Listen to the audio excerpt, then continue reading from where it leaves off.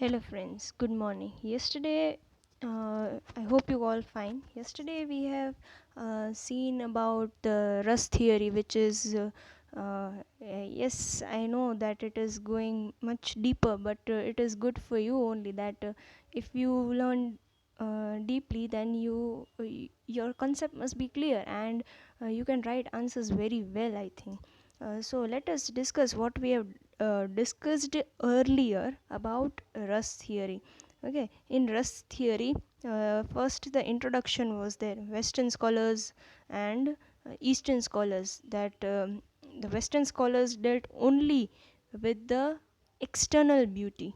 Okay, or rather we can say the external things. They studied the external things of the literature, while the Eastern scholars, that is our Indian and Sanskrit, we can say Sanskrit scholars, they dealt mainly with the beauty and creativity. Okay, so drama.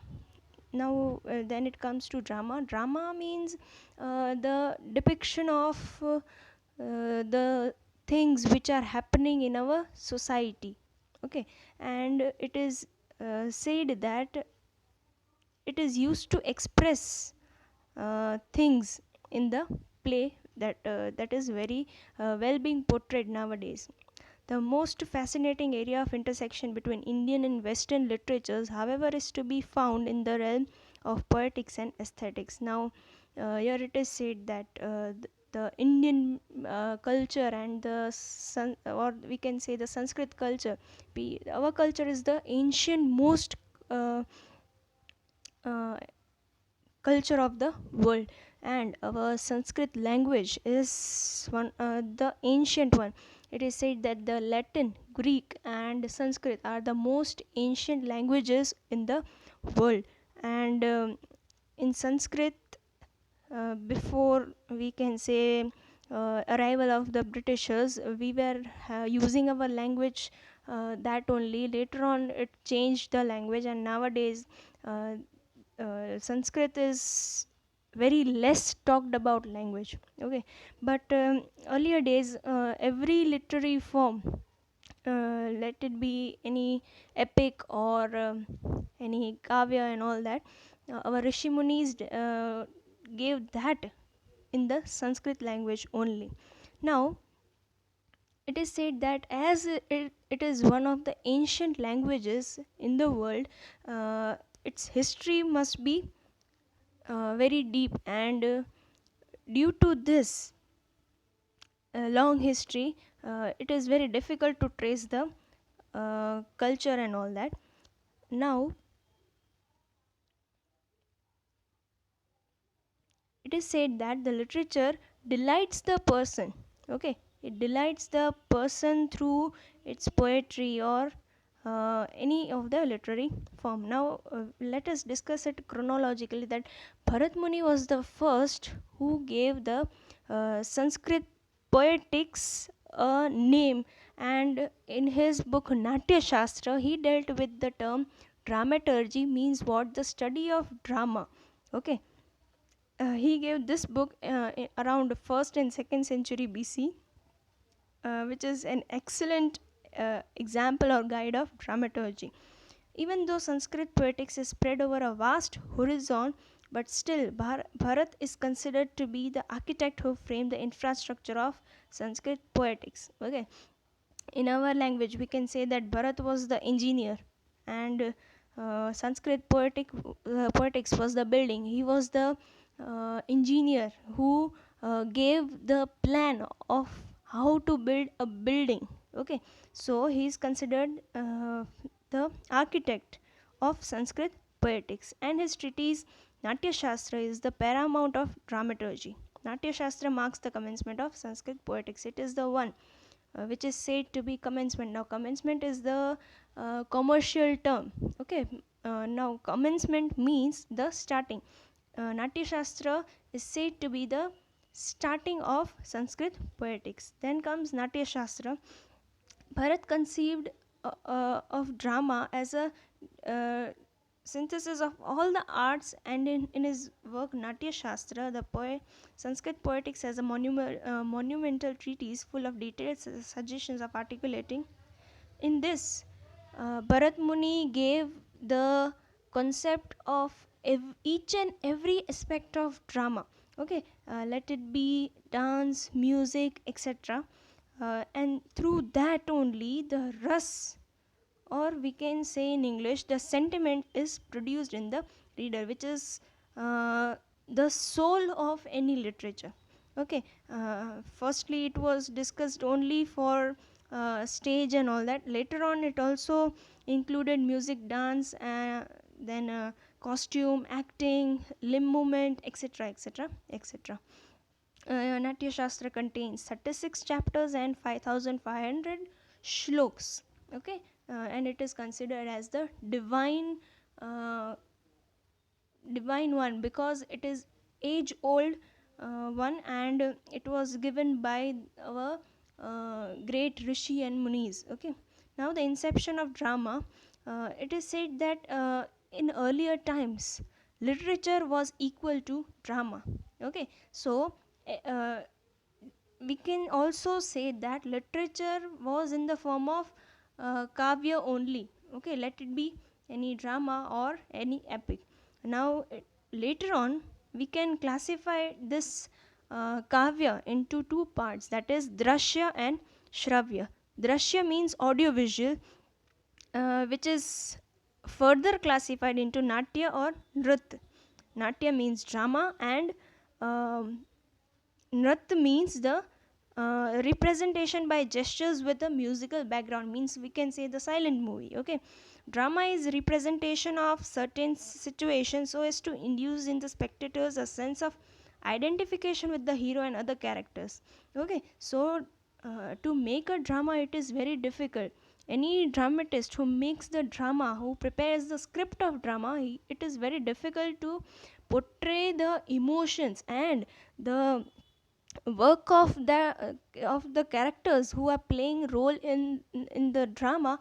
It is much more difficult than the dramatist, because they have to portray the dramatist feelings to the readers, and they have to uh, put this emotion in front of the spectators in the form of acting. Okay, and through the dialogues also they can produce, but it is very difficult. Okay, because it is said that the expression of our feelings and emotions to the people, to a human being, it is very difficult. Okay, so composing a drama is an art of presenting story in the form of dialogue. Okay, so any drama, it is a presenting the story in the form of dialogue. It is a story only which we are reading. Okay, but it is in the form of dialogues, and we can easily make out. Now nowadays dialogues are very important, because nowadays we can see famous dialogues. If one ask that I'm telling one of the dialogue, and you have to say in which movie it was there, so we can easily recognize which movie it was. So dialogues are very important. Now even the representation of drama is possible in four different ways. Okay, first is angika abhinay, that is physical representation, which includes the uh, movements of limbs, hands, feet, waist, cheeks, lips, etc. Okay, and it is very important that this uh, bodily representation is done in the drama, because without this, if there is a scene of a war, then the use of hands and feet are much more important. Okay, so physical representation is must. Then comes vachika abhinay, that is verbal representation. Vachika abhinay is the verbal execution of the play. It is the act of trying to arouse similar feelings in the mind of the spectators through speech that the writer might have felt while writing and the actor might have felt while acting, taking care of intonation, pronunciation, tone, pause, etc. Now, first physical representation was there. Now, the second one is verbal representation, means what? The emotions and feelings of the writers which he wanted to convey when he wrote the drama, its representation in the form of dialogues.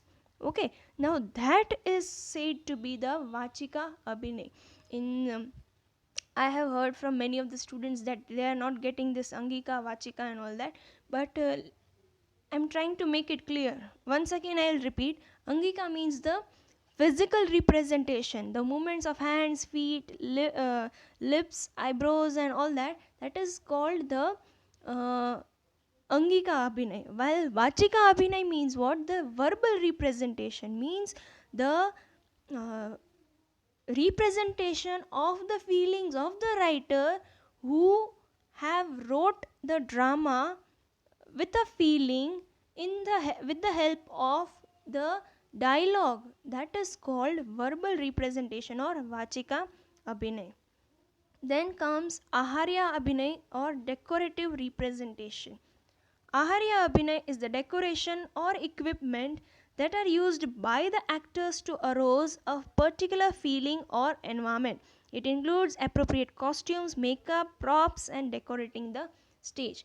Now, this Aharya Abhinay means what? All the decorations which are done in the drama, let it be decorative props, let it be the decorative costumes, let it be makeup. Now, this is also important in the study of drama because, as I said earlier, if there is a scene of um, someone death, okay, if someone's death has happened in the drama, then the costumes only will tell if there is no dialogue, okay, and if the costume is there, one can make out, okay, there is no high makeup and all that in this scene. So through that also we can find out that what the feeling or emotion of the writer would be. Then comes Satvik Abhinay, that is emotional representation.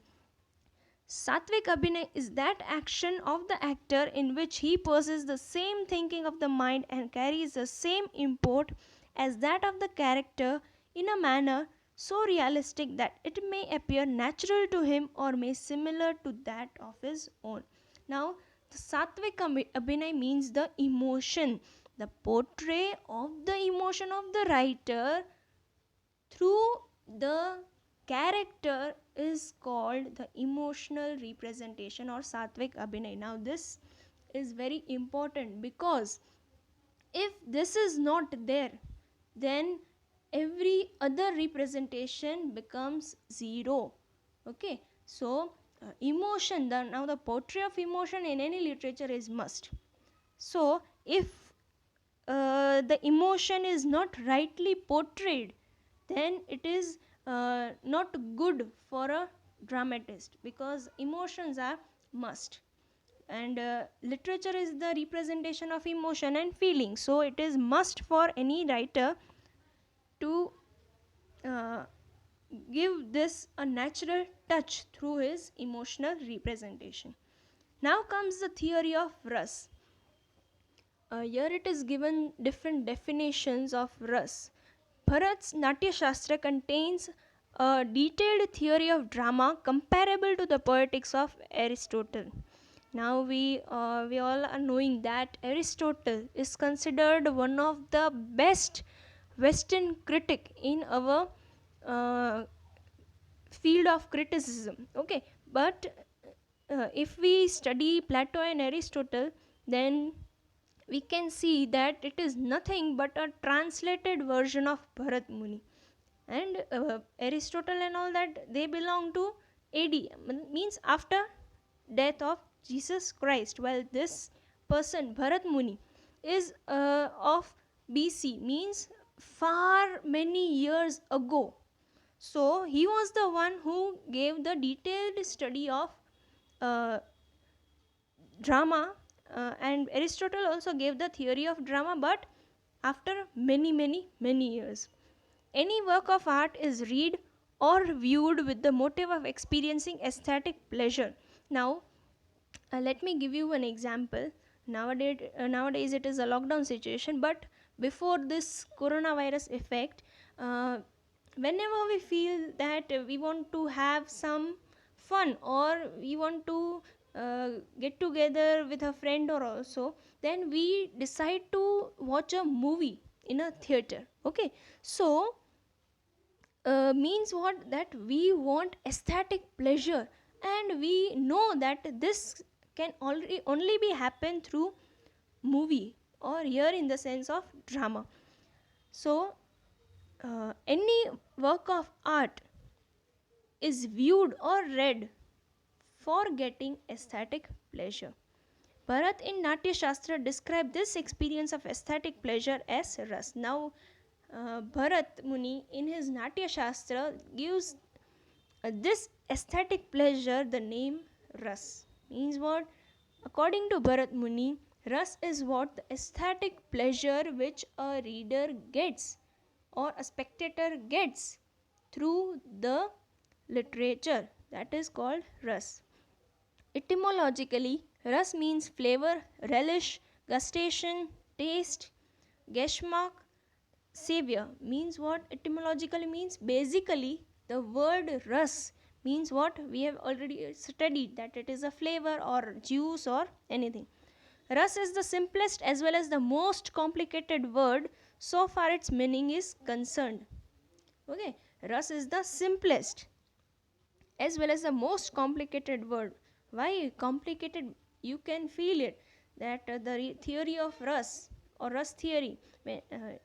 I also uh, think that yes, this theory is bit difficult, but you are studying it for the first time, and so you are feeling it difficult, but it is not that much difficult.